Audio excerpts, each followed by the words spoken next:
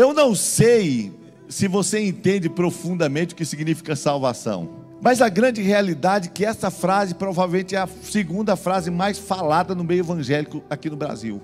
A primeira frase mais falada certamente é: Jesus voltará. Essa âncora segura da alma que nos faz acreditar que estamos esperando o nosso Senhor que voltará nas nuvens.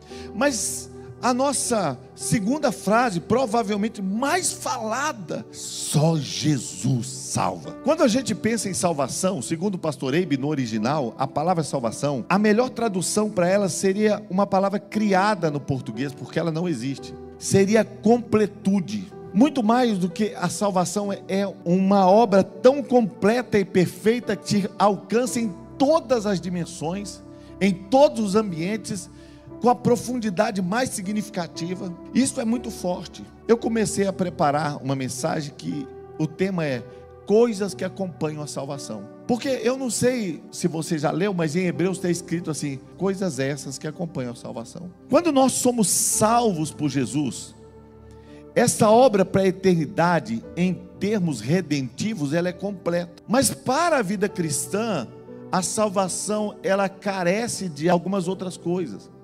Porque depois de salvo, nós nos perguntamos: e aí? O que eu faço? O que se espera de um salvo? Quais são os frutos de um salvo? E nós não temos muita convicção sobre isso. A questão toda é que quando você vai ministrar sobre salvação hoje, algumas objeções a serem observadas. A primeira é que, para que alguém ministre com competência, com coerência, espera-se que seja alguém que foi salvo. Porque se alguém vai falar de salvação com propriedade, ele precisa conhecer de forma experiencial. Ele precisa ter vivenciado a salvação. Mas enquanto nós procuramos essa pessoa que entendeu a salvação e que recebeu a salvação, quando essa pessoa se apresenta, nós muitas vezes confrontamos com as nossas verdades, porque ao que tudo indica, essa pessoa está dizendo que a nossa religião não é o suficiente, a nossa fé não é a fé correta. Nós ficamos confrontados por alguém que está afirmando que o que ele tem é melhor. E isso cria em nós um distanciamento. Nós temos dificuldade para alcançar uma salvação que Deus deseja para nós, porque é um tema extremamente sensível. E nós percebemos que a pessoa que está ministrando, muitas vezes é recebido como alguém que está cheio de arrogância. Aquelas pessoas que querem ser salvos estão dizendo: eu queria entender isso sem que fosse apenas a opinião de alguém pregando sobre a sua própria religião ou sobre os seus próprios atributos. A grande verdade é que Deus é muito maior que todas essas coisas. Mas Deus deixou na sua palavra um registro que lança tanta luz sobre esse assunto. O apóstolo Paulo, debaixo da inspiração do Espírito Santo, escreveu o capítulo 10 de Romanos. E o capítulo 10 de Romanos começa assim: irmãos, o bom desejo do meu coração e a minha oração a Deus por Israel é que eles sejam salvos. Paulo é o apóstolo dos gentios. Os judeus estão aborrecidos com ele porque ele deixou a lei de Moisés, em certo sentido. Ele está vivendo a partir da salvação pela graça, mas ele é judeu, e ele está tão triste pelo fato de que tantos israelitas não entenderam o evangelho e Jesus foi crucificado em Jerusalém. Então ele começa a expressar, ele diz: irmãos, o bom desejo do meu coração e a minha oração a Deus por Israel é que eles sejam salvos. A primeira verdade implícita no texto é a seguinte: eles não são salvos. Se eu oro por alguém para ser curado, é porque ele está doente. Se eu oro por alguém para ele ser liberto, é porque ele está cativo. Se eu oro por alguém para ele ser salvo, é porque ele ainda não foi alcançado pela salvação. A segunda verdade implícita no texto é que Paulo está afirmando que ele conhece a salvação, que ele é um salvo. Porque para ele fazer uma oração, e se você ler os escritos de Paulo, ele vai dizer assim: eu gostaria de ser tido por anátema para que o meu povo fosse salvo. Paulo está dizendo, conhecendo a eternidade, sabendo do castigo eterno que Deus tem, eu preferia estar perdido e viver uma eternidade separado de Deus no inferno, do que saber que a minha nação toda a minha nação está perdida. Mas Paulo está fazendo uma afirmativa muito forte aqui. E aí ele diz assim: pois posso testemunhar que eles têm zelo por Deus, mas o seu zelo não se baseia em conhecimento. Em outra tradução, mas não com entendimento. Agora observa, Paulo está dizendo: eu quero afirmar para vocês que eles têm zelo por Deus, mas não com entendimento. O que significa isso? Significa que aquelas pessoas, não existe nenhum povo mais zeloso do que os judeus. Eles guardam centenas e centenas de ordenanças. Não pode isso, não pode aquilo, faça isso, não faça aquilo. Centenas de ordenanças. E mesmo guardando todas essas ordenanças, sendo tão zelosos, eles não estão salvos. A próxima afirmativa implícita no texto é: ter uma religião não é suficiente para a nossa salvação. Ser zeloso por Deus não é o suficiente para a nossa salvação. Para ser salvo, nós precisamos mais do que ter uma boa religião e mais até do que ser muito zeloso. Porquanto, ignorando a justiça que vem de Deus e procurando estabelecer a sua própria justiça, não se submeteram à justiça que vem de Deus. Bom, agora é o cerne da questão. Por que tudo isso está acontecendo? Por que eles não são salvos? Por que embora sendo muito zelosos, eles não conseguem alcançar o que Deus quer para eles por falta de conhecimento? Porque eles ignoram a justiça que vem de Deus e procuram estabelecer a sua própria justiça. A Bíblia diz que Deus amou o mundo de tal maneira que deu seu Filho unigênito para que todo aquele que nele crê não morra, mas tenha a vida eterna. Mas nós vivemos sob um prisma da bondade humana. Nós vivemos uma ideia do humanismo. O homem é o fim de si mesmo. Por isso, quando nós olhamos para que Deus amou o mundo de tal maneira que deu Jesus, nós muitas vezes nos perguntamos: poxa, mas o fulano é boa gente demais. Um cara como esse não pode ficar longe de Deus. Um cara como esse, ele é salvo. Nós queremos falar o versículo como se fosse assim: nós nos tornamos tão amáveis, tão bons, nós somos tão legais, que Deus deu seu Filho unigênito. Nós queremos tirar da justiça de Deus, que é: Deus amou e deu seu Filho para... Nós somos tão legais, nós somos tão merecedores, que Deus olhou para nós e disse: cara, o cara é trabalhador, boa gente, pai de família, uma mulher honesta, tem que ser salvo, vou dar Jesus. Não, a Bíblia diz que ele deu Jesus sendo nós ainda pecadores. Nessa visão, a gente sempre está questionando a Deus.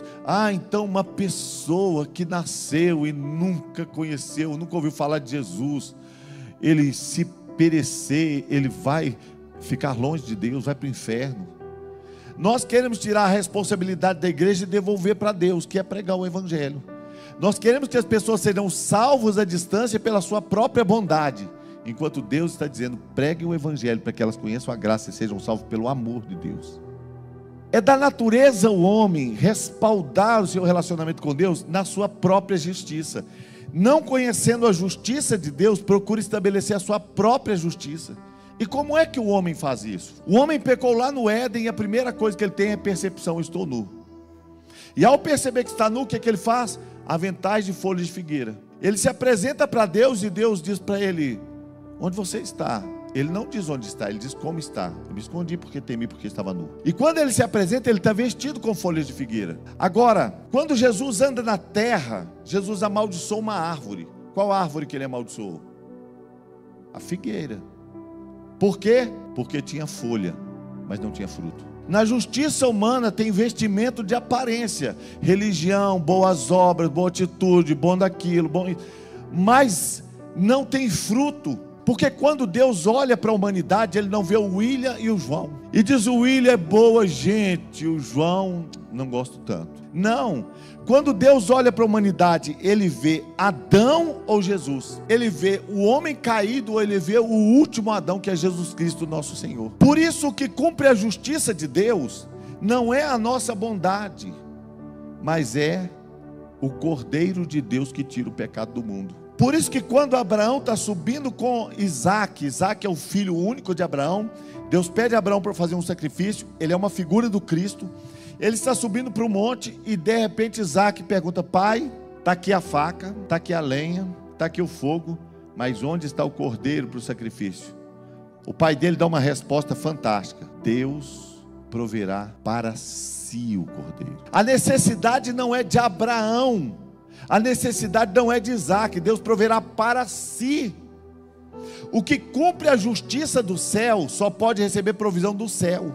Então ele é Jeová Jiré, o Deus provedor. Nós aplicamos isso para nós, e é verdade. Mas a grande provisão de Deus para nós é Jesus Cristo, nosso Senhor. Por isso, quando Deus vê Adão com aquelas folhas de figueira, ele não diz: ah não, você está até vestido, está com folhas de figueira. Diz a Bíblia que ele tira a pele de um animal. A Bíblia não diz qual é, mas certamente é um cordeiro.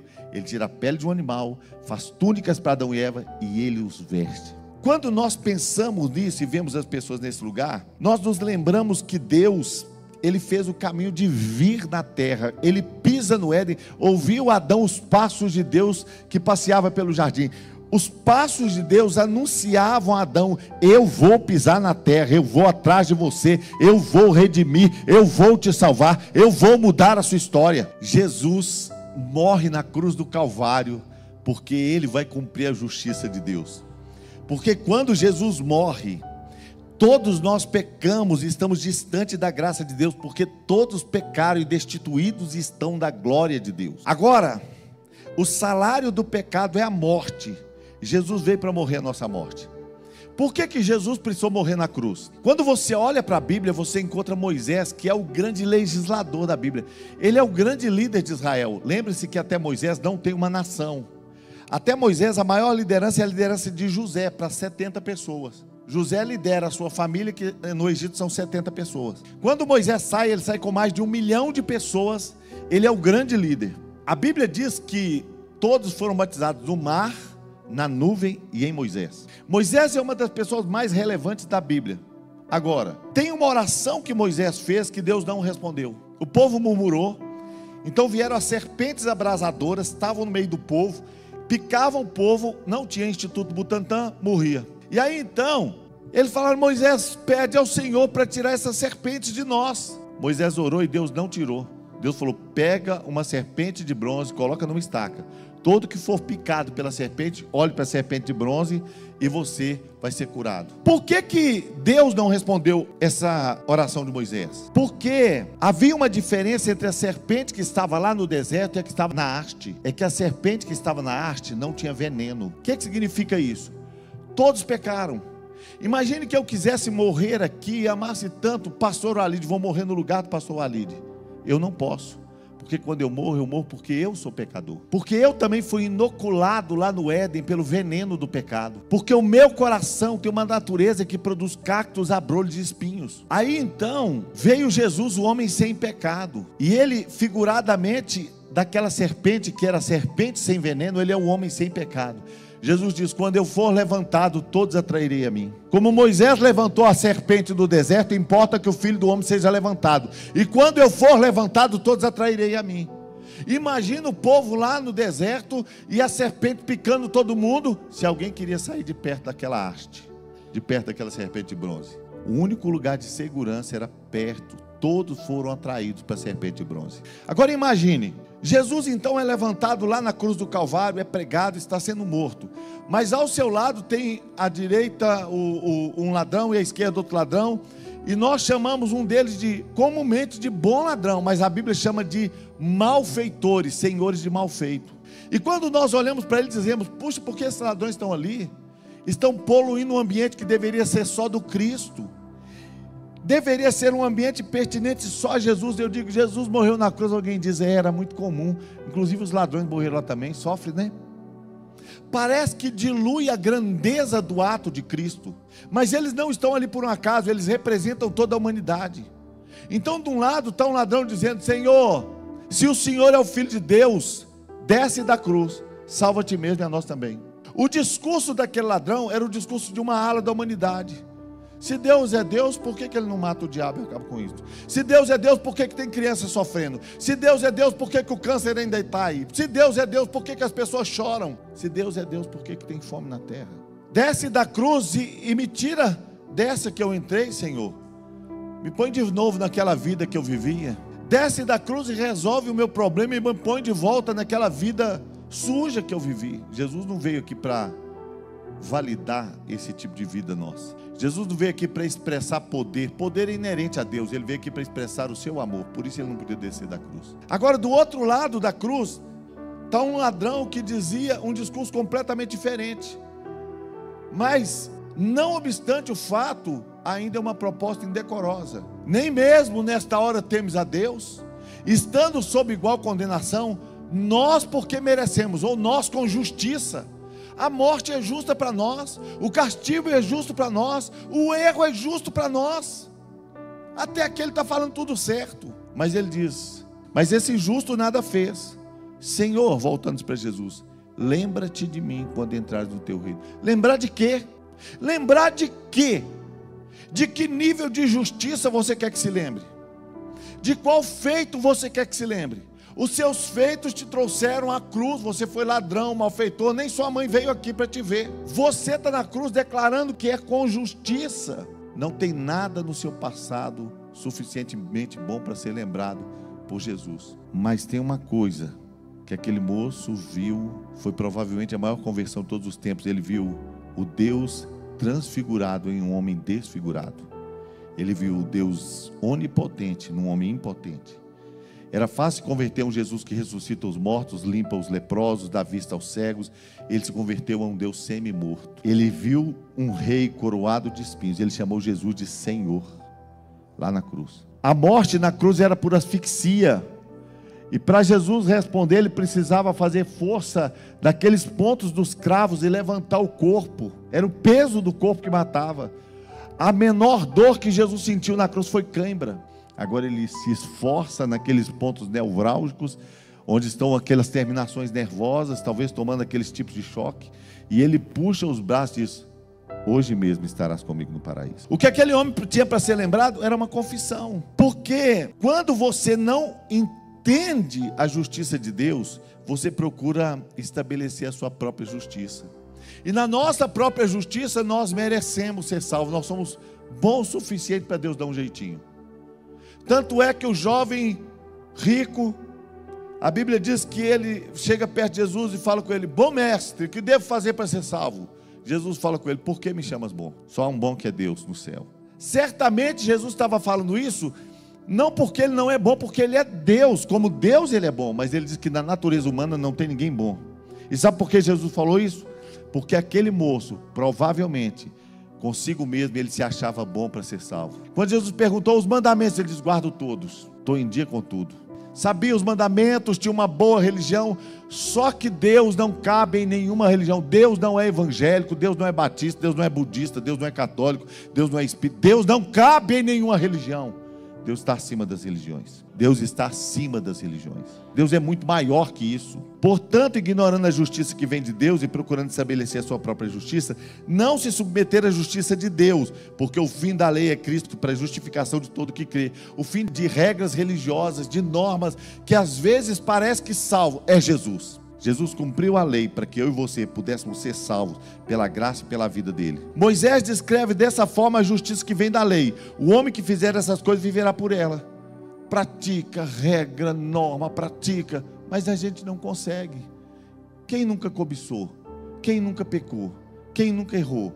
Como é que eu vou viver uma lei que se eu quebrar é como uma corrente, eu quebrei tudo? Mas a justiça que vem da fé diz, não diga em teu coração quem subirá ao céu, isso é trazer Cristo, fazer Cristo descer, ou quem descerá ao abismo, isso é fazer subir Cristo dentre os mortos. Aí ele começa a dizer, olha, mas a justiça que vem da fé, não é o esforço humano para invadir o céu e trazer a solução do céu. A justiça divina não é o homem ter que ir no inferno para promover uma ressurreição da própria vida que foi abraçada pela morte. Não é ressuscitar o Cristo. Não é nosso papel fazer isso. Mas ela diz, a palavra está perto de você, está na sua boca e no seu coração. Essa é a palavra da fé que estamos pregando. Agora observa bem, então Paulo começa a dizer, você não tem que subir no céu, você não tem que descer no inferno. É fácil demais, a palavra está junto de ti, na tua boca e no teu coração. A questão toda é que quando nós vamos falar de relacionamento com Deus, nós temos um monte de pessoas que dão uma resposta com a boca, que tomam uma atitude, uma decisão, mas que não tem uma conexão com o coração. Quando você vai lá no Antigo Testamento, está escrito assim: esse povo me louva com os lábios, mas o seu coração está longe de mim. Agora você vai descobrir o seguinte: ela diz, a palavra está perto de ti, está na sua boca e em seu coração. E esta é a palavra da fé que estamos pregando. A saber, se você confessar com a sua boca que Jesus é o Senhor, e crer em seu coração que Deus o ressuscitou dentre os mortos, será salvo. Não, tá sério, não fácil assim, brincadeira. Deixa eu ler, devo ter lido errado. Se você confessar com a sua boca que Jesus é o Senhor, e isso for uma realidade do seu coração, porque você sabe que Ele veio, morreu e ressuscitou, você vai ser salvo.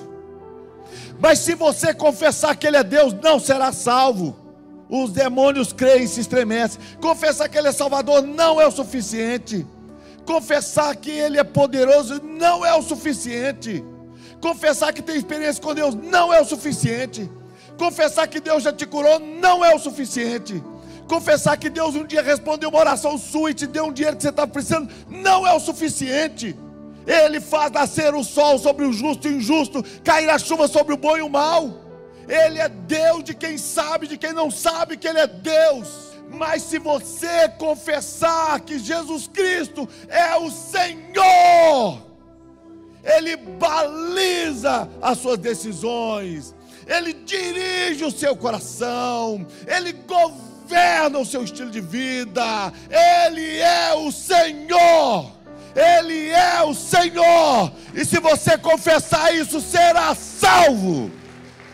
Aleluias. Pois com o coração se crê para a justiça, Ele se fez pecado por nós, para que nós fôssemos feitos justiça de Deus. A Bíblia diz não apenas que Ele levou sobre si os nossos pecados, a Bíblia diz isso também, mas diz que Ele se fez pecado por nós.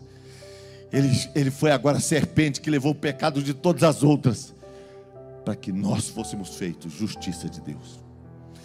Eu estou tentando achar justiça na minha religião, eu estou tentando achar justiça nos meus feitos, eu estou tentando estabelecer a minha própria justiça. Quando eu olho para um casal tão precioso, eu digo tem que ir para o céu. Quando eu olho para uma criança tem que ir para o céu. A criança vai para o céu sim, porque das tais é o reino dos céus, mas ela vai para o céu porque Jesus morreu e fez a justiça dele um caminho para a criança, e outros tantos que vão por outros caminhos, mas sempre vai passar pelo caminho que é Jesus. Então, pois com o coração se crê para a justiça, e com a boca se confessa para a salvação. Como diz a Escritura, todo que nele confia jamais será envergonhado. Não é um conto de carochinha, isso não é uma historinha para impressionar ninguém. Essa é a mensagem de esperança. O apóstolo Paulo falou assim: os judeus pedem um sinal, os gregos buscam conhecimento, e nós pregamos a Cristo. Escândalo para os judeus, loucura para os gregos. Para os que creem, Ele é a salvação. É a salvação para todo aquele que crê. Tem gente filosofando aí, vai dizer loucura. Tem gente aí fundamentalista, vai dizer eu quero um sinal.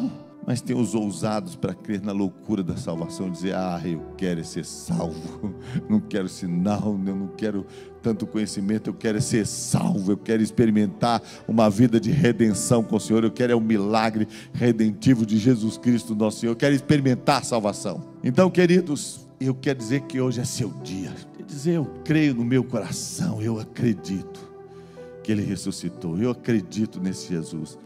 Tentam banalizar, tentam dizer que é coisa de gente sem cultura, mas inegavelmente Ele rachou a história da humanidade.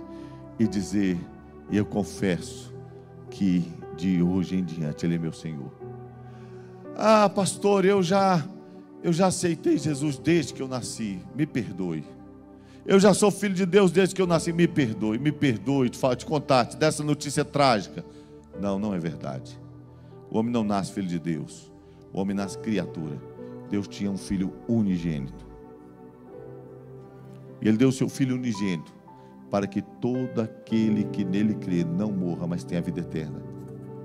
E Ele deu o seu filho para que todo que nele crê se torne filho de Deus. Você não nasce filho de Deus,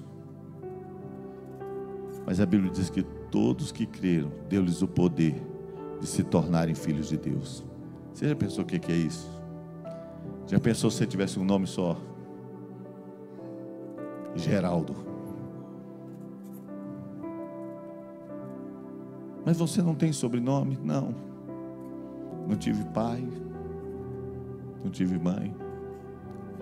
De repente aparece alguém e diz: vou te dar meu nome. Alguém importante. E de repente você está lá com Geraldo, fulano de tal. A Bíblia diz que Deus veio te dar o nome dele. Filho de Deus. De vez em quando as pessoas perguntavam para o Israel Subirá: não é muita pressão ser filho do Luciano Subirá? Ele dizia: nem tanto. Na verdade eu sou filho de Deus. E se tem alguma pressão, a pressão é representar esse Deus eterno e todo-poderoso.